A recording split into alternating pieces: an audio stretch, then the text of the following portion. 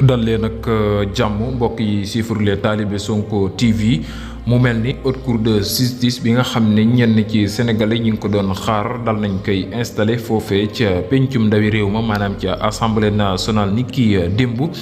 ci déclaration de politique générale bi nga xam ne ki la di premier ministre bu Sénégal Ousmane Sonko doon na ko amal mu mel ni haute cour de justice daal nañ koy taxawal ci rek képp koo xam ne yaa ngi ci réew ñu dénkoon la alalu askan bi nga daal di koy luubal da nga génn wala itam sax nga yoroon ko am ci loo ko def da nga taxaw ci kanamu yoon daal di wax jooje alal fan nga ko daal di dugal mu nekk nag loo xam ne ab décision la boo xam ne ki la di njiital Pastef waaye itam di premier ministre bu Sénégal Ousmane Sonko daal na koy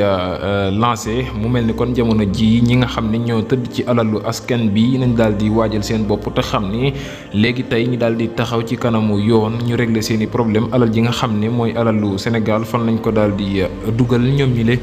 mu mel ni rek jamono ji ñi nga xam ne daal nañ leen di tànn ñuy titulaire mooy ki nga xam ne moo di Alioune Ndao waaye itam ki nga xam ne moo di Ramatoulaye Bodian waaye itam Youngar Dione ak Amadou Ba numéro 2 maanaam Amadou Ba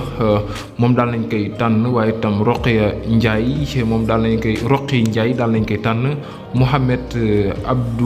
Mohamed Ayib Daffé waaye itam ki nga xam ne moo di Daba Wañaan ak Abdou Mbow député assemblée ñii ñooy titulaires yi nga xam ne rek ñoom la ñu tànn ci haute cour de justice bi jamono ji ña ca des ay suppléants lañ mu nekk nag loo xam ne jamono ji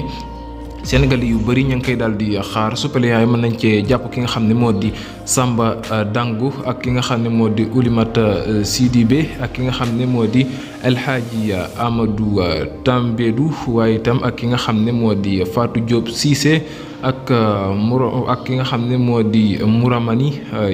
Mouramani Diakhaté ak Diakité ak ki nga xam ne moo di Marie-Hélène Diouf waaye itam ak ki nga xam ne moo di Mayabé Mbaye ak Fatou Sow ñii ñooy suppléants yi ñoom la ñu tànn ci haute cour de justice boobee mu di membre yi nga xam ne ñoo war a dem mu nekk nag loo xam ne jamono ji daal nay doy waar jëm ci réewum Sénégal.